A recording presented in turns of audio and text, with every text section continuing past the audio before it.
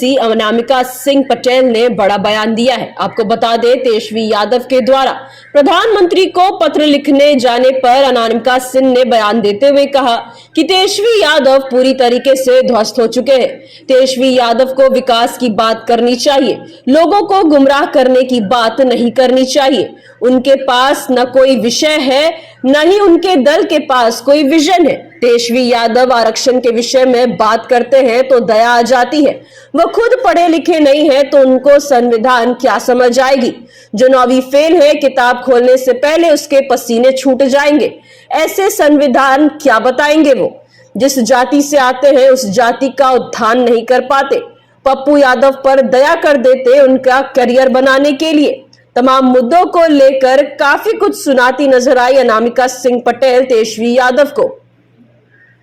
पटना से सचिन तिवारी की रिपोर्ट। वो एक बात करते हैं प्राइवेट सेक्टर में आरक्षण की।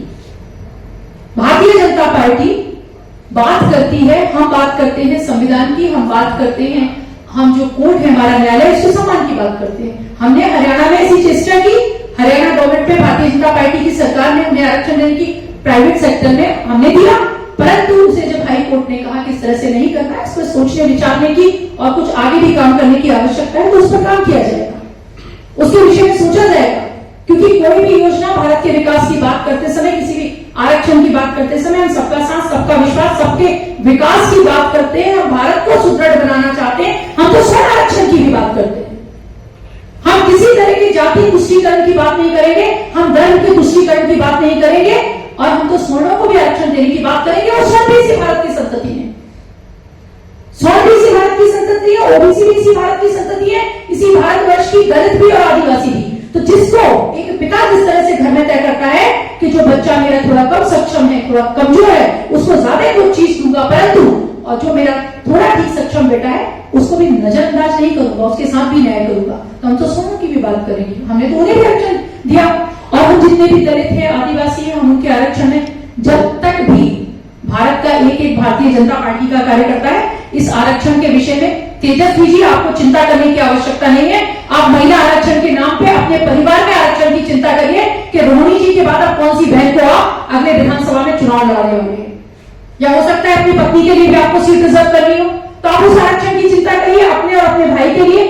आप वैसा ही है तो ये स्वप्न कि वो कभी अब मंत्री भी बन पाएंगे, पर फिर भी सपना देखिए कि कौन कौन से मंत्रालय आपको अपने पास रखने हैं, अपनी 6, 7, 8 बहनों को आपको कौन कौन सी लोकसभा की सीटें देनी है आरक्षण के नाम पर। और भारत की जनता की, बहुसंख्यक जनता की चिंता आदरणीय श्रद्धेय नरेंद्र मोदी जी को करने दीजिए, एनडीए गठबंधन को करने दीजिए, क्योंकि एनडीए गठबंधन किसी का पुष्टिकरण नहीं करता, ना धर्म का, ना किसी जाति का। ऐसे सैकड़ों सबूतों के साथ मैं आपको बता सकती हूँ। इस प्रेस कॉन्फ्रेंस के बाद आप मुझसे मिल लीजिए। और बात सिर्फ एक, अगर आप ठीक से उनके 70 सालों के कार्यकाल का अध्ययन करें तो आपको पता चल जाएगा कि सिर्फ उनके प्रधानमंत्री जी, मुझे बोलने दीजिए, आपने प्रश्न किया, मैं उत्तर दूंगी, इतने उतावले मत बनिए। आपने प्रश्न किया, मैंने शांति से सुना, अब आप मेरे उत्तर को सुनने की क्षमता रखिए, धैर्य रखिए। मैं उदाहरण के साथ बताऊंगी। आपने 70 साल मैंने सुना, आपको लगा कि मैं योजनाओं की बात करूंगी, इतने देर मेरे बोलने से समझ में नहीं आया मैं क्या बात करूंगी। आपने पढ़ा होगा तो आपको पता होगा 70 साल के उनके कितने सारे निर्णय इस बात को बताते हैं कि वो एक वर्ग विशेष के, एक समुदाय विशेष के तुष्टीकरण के लिए काम करते हैं। वक्फ बोर्ड के बारे में जानते हैं, पढ़ा है ठीक से आपने, जिसके पास भारत की आर्मी से ज्यादा जमीनें हैं, जो तय किया इसी कांग्रेस सरकार ने। अगर वो आपके घर को ये कह दे कि वो आपकी संपत्ति है, तो आपको साबित करना पड़ेगा कि वो आपकी संपत्ति है। ये किसने तय किया, मुझे आप बताइए। हम विश्व के एकमात्र बहुसंख्यक हैं जहां हमें अपने लिए लड़ना पड़ता है, गिड़गिड़ाना पड़ता है। जवाब दीजिए ना।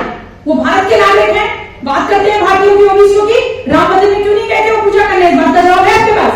वो मुझे बताएंगे कि जब कश्मीर में मर रहा था भारत का पंडित, हिंदू पंडित और भारत का बहुसंख्यक, तब वो कहां थे जब बीजेपी को बीच से चीरी जा रही थी? आप बात करते हैं उनकी माता जी बटाला हाउस की और दूसरे आतंकवादियों के मरने पर आंसू बहाती है, रात के 12 बजे कोर्ट खुलते हैं, और आप तुष्टीकरण के उदाहरणों की बात करते हैं। हम भारत के नागरिक हैं, कहा जाए इस बात का जवाब आप मुझे दे दीजिए।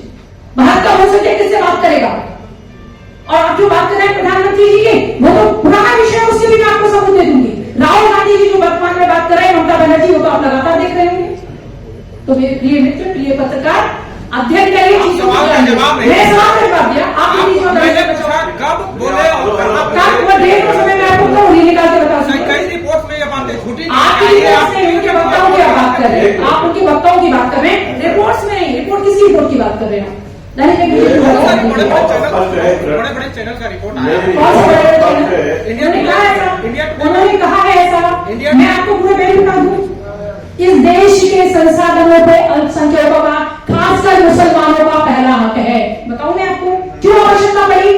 क्या करें नरेंद्र मोदी जी, भारतीय जनता पार्टी ने कभी कहा?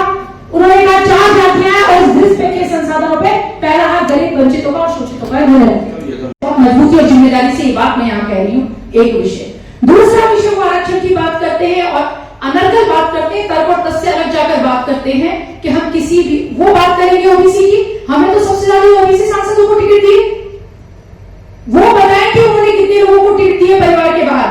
और कांग्रेस में राहुल जी बताएं उनके पास कुल उतने सांसद नहीं थे पिछली बार जितने हमारे पास ओबीसी सांसद थे। वो बात करते हैं आदिवासी की, हम तो आदरणीय राष्ट्रपति जो है हमारी मां में उन्हें बनाते हैं, जो एक आदिवासी महिला है और एक ऐसी आदिवासी महिला जिसके पास कुछ भी नहीं था, जिसकी कोई राजनीतिक पृष्ठभूमि नहीं थी। वो महज एक शिक्षिका थी जिन्होंने समाज के योगदान के लिए काम किया और हमने उन्हें राष्ट्रपति बनाया। एनडीए गठबंधन ने उन्हें राष्ट्रपति बनाया, आदरणीय प्रधानमंत्री जी ने, क्योंकि हम संवेदना के साथ सोचते हैं। हम अंतिम पंक्ति में खड़े हुए व्यक्ति के, अंतिम व्यक्ति के विषय में सोचते हैं, तो हम उस व्यक्ति को ढूंढ कर लाते हैं जिसने समाज में योगदान दिया। वो बात करेंगे शोषितों की, वो बात करते हैं दलितों की, जिनके लिए, और वो रोजगार की बात करते हैं। तो मैं बता देना चाहती हूं कि 9 सालों में हमने 9 लाख सरकारी नौकरियां दी। आरक्षण की बात, हमने तो सोनों में आरक्षण देने की बात की। किस किस वर्ग में कितना है आरक्षण? किस किस वर्ग में कितना आरक्षण है, अगर आपको ये जानना है तो यहाँ मुद्दों पर बात करिए। आपको भी पता है, मुझे भी पता है। भारतीय जनता पार्टी किसी जाति विशेष की बात करके यहाँ मैं उस पर अपना और आपका समय जाया नहीं करना चाहती कि बताया जाए कि बिंद का कितना है, बताया जाए कि यादव का कितना है, ये बताया जाए कि कुर्मी का कितना है, ये बताया जाए कि मल्लाह का कितना है, ये बताया जाए कि पासवान का कितना है, ये बताया जाए कि निषाद का कितना है। ये भारतीय जनता पार्टी है। और आपको पता है बात का जो 10% आरक्षण, मेरी बात पूरी होने दे, 10% आरक्षण जातीय जनगणना के बाद इसी मुद्दे पर तय किया गया ना कि आर्थिक आधार पर, सामाजिक आधार पर जिन जातियों को पहले से पिछड़ा जाति पिछड़ा का आरक्षण था, उनमें से भी किन्हीं कारणों से, ध्यान से मेरी बात सुनिए, किन्हीं कारणों से उन्हीं में से कुछ भाई अगर फिर पिछड़ गए हैं तो वो 10% आरक्षण उन लोगों के लिए फिर से तय किया जाए। यही तय किया गया है। तो उसमें भारतीय जनता पार्टी, आदरणीय नरेंद्र मोदी जी को तो विषय ही, सम्राट, हमारे माननीय सम्राट चौधरी जी उप मुख्यमंत्री, जो हमारे भारतीय जनता पार्टी के यशस्वी अध्यक्ष भी हैं, स्पष्ट तौर पर हम कह चुके हैं। और बाद में तो इससे आगे की आपको बात करी आरक्षण से एकदम दूसरे विषय पे आइए। क्या हम कोई भी योजना बनाते समय किसी की जात, हम किसी जाति की बात कर रहे हैं, हम किसी धर्म की बात कर रहे हैं, हम किसी की बात नहीं कर रहे।